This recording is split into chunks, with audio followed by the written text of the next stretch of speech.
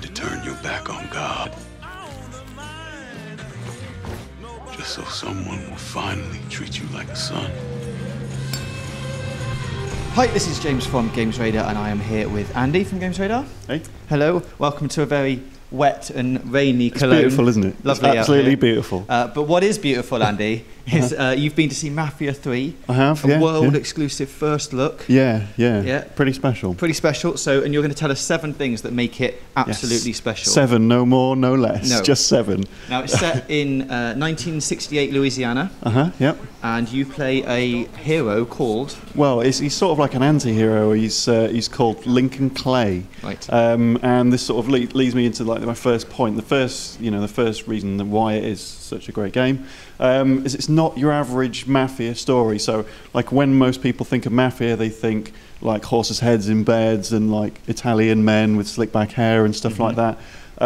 This guy is like a Vietnam veteran, and he's part of the Black Mafia in New Orleans. And he's got 3 different lieutenants, one of whom, fun fact, is the hero from Mafia 2, Vito. Okay. The sort of the whole context for the story is that Lincoln's, basically his friends, I guess his organised crime group, get killed by the real Mafia, like the actual Italian Mafia, as it is, Sicilian, whatever. And the rest of the game is your quest for revenge as you take down all the, you start at the lower level players all the way right up to the top, to the main bad guy.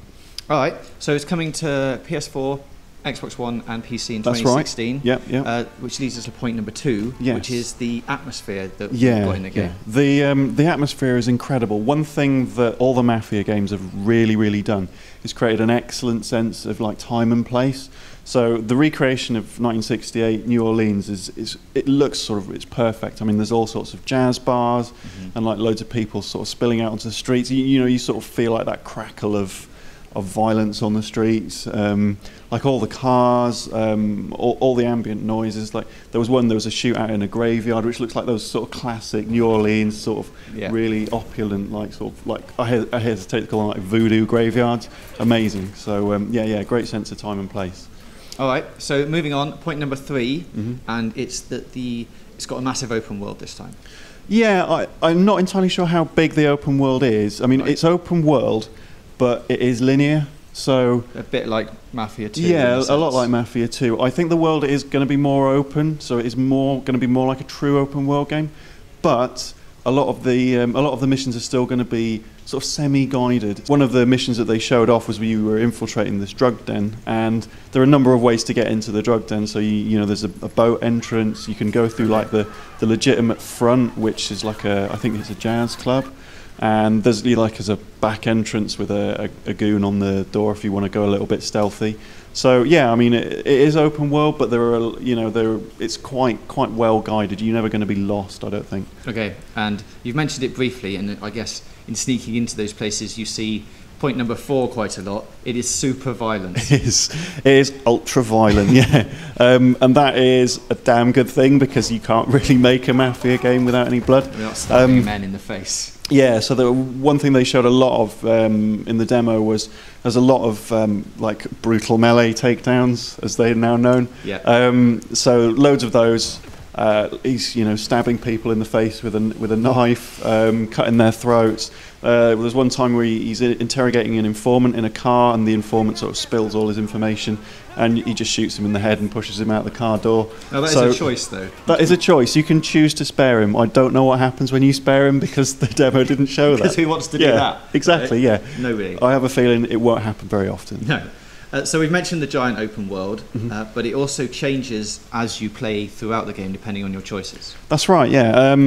The open world, every time you take over something like a drug den, you can choose to then give that property to one of your lieutenants, and depending on who you give it to, then that will give you sort of different perks, and it will it'll boost their abilities and things like that. So you do have the choice as to who you give it to, and that's going to influence the way that you play. And they haven't said much about it, but they have said that there is going to be a lot of changes go on in the world as you play through. So I guess that's something to look out for in the future. Okay. Now, point number 6 is that there are loads of cars in the game, but there's a lot more to do than just driving around. Yeah. A lot of the things that we saw in the car, like I've told you, like the interrogation of the drug dealer when you're trying to find out where he's getting all his stuff. You have to sort of drive him around dangerously, and he starts losing his nerve, and he eventually panics and starts telling you all the information. The car combat, it's not car combat, but you can lean out of the side of the car and shoot out the tyres of anyone who's pursuing you.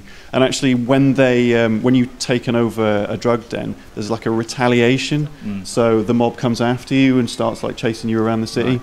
And the other thing as well is, in order to lose the cops, you don't necessarily have to lose them. So what you can do is you can lose line of sight, you can pull up, and then you can call in a favour on a payphone with one of your lieutenants, right. and they'll make it go away. They'll bribe the police. They'll come and assist you, like shoot them all up. So there's a number of different things you can do in the car, which makes it feel a little bit different to other open world driving games.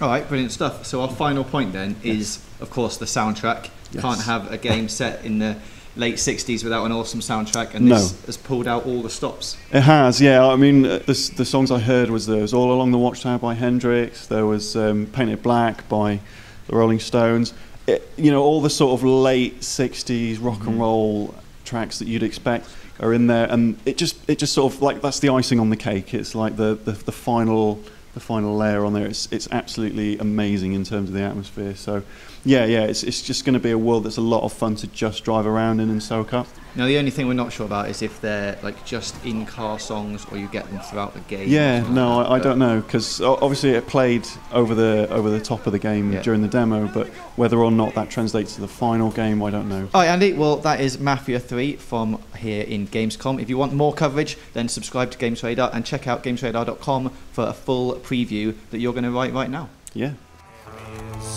Our house in New Orleans. Now you all know what I'm willing to do for my family.